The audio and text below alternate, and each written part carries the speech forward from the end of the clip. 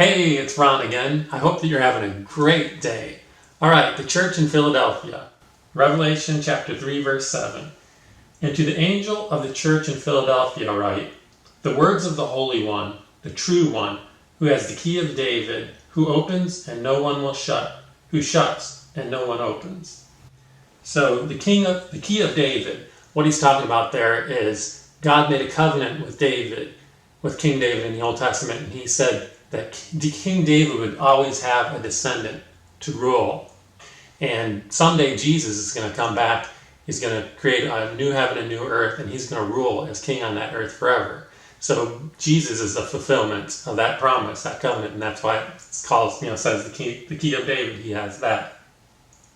And it also says here that he opens and no one shuts, and he shuts and no one opens. And there he's talking about salvation. He has the keys to the kingdom of heaven, and if somebody's not truly Christian, they're not going to be able to sneak in by pretending they are. So Jesus has the keys, and he knows who to let in, who not to. He's in control of that. And then in verse 8, I know your works. Behold, I have set before you an open door, which no one is able to shut. I know that you have but little power, yet you have kept my word and have not denied my name. He talks about the open door again. That's talking about salvation. And then he says here that they have but little power. Now, some of the versions translate this strength, and the word is probably better translated strength. So what he's saying is these Christians were weak, they were struggling, but in spite of that, he says here, they had not denied his name. They stayed faithful to God. And in verse 9, behold, I will make those of the synagogue of Satan who say that they are Jews and are not, but lie. Behold, I will make them come and bow down before your feet, and they will learn that I have loved you. And so here, just like in the church at Smyrna, we saw that he calls them the synagogue people, the Jews, the synagogue of Satan. And just like back there, it's because they were following Satan, not God. And when he says here that he'll make them bow down to the Christians and admit that Jesus loves the Christians. What he's saying there is that eventually these Jews are going to have to admit that the Christians were really God's people and these Jews were not following God. So the question is did this already happen at that time, or is this something that's going to happen? Is this talking about the end time judgment when this will happen, and they'll have to admit that? And verse 10, it says, because you have kept my word about patient endurance, I will keep you from the hour of trial that is coming on the whole world, to try those who dwell on the earth. This verse is highly debated by scholars because it's not clear what the hour of trial is.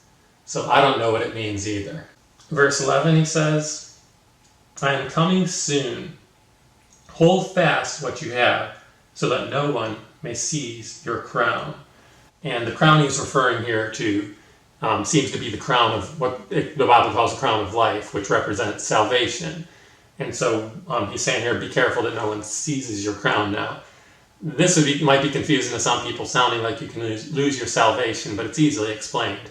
And the thing is that God can see people's hearts, so he knows if they're truly a Christian or not at all times. So if somebody gets involved with the church, starts acting like a Christian and seems like they are, but they're really not, they really haven't trusted God for forgiveness, maybe they think salvation is just going to church or being a good person, and so they start acting like a Christian, but then eventually they fall away and they go back to their old life. Now, God knew the whole time that they were not a Christian, but to the Christians it seems like this person was a Christian and then lost it.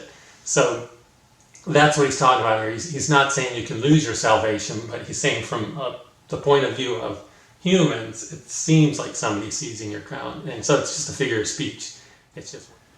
Then he says in verse 12, the one who conquers, I will make him a pillar in the temple of my God. Never shall he go out of it. And I will write on him the name of my God and the name of the city of my God, the New Jerusalem, which comes down from my God out of heaven, and my own new name. So this is really cool here. He says that he's going to make Christians pillars in the temple of his God. And what that's talking about is Jesus, someday, he's going to come back. He's going to make a new heaven and a new earth. That's where Christians will spend eternity, on this new heaven and in this new earth with Jesus. And there's going to be a new Jerusalem on it, and that's where he'll rule from. And so what he's saying here, when he says pillar, we talk about pillars of society and stuff. We're talking about people who are very important. So he's saying Christians are going to be a very important part of this new earth and new Jerusalem. So that's just amazing. And he also says here that we will have God's name written on us. And to me, this just kind of sounds like something like a brand on an animal. It says, "You belong to me." And it's just amazing. It's an honor, a huge honor for us. People who were once sinners and rebelling against God. It's just such a huge honor for us to have God's name written on us, that we belong to him and he loves us, and we're going to spend eternity with him in paradise.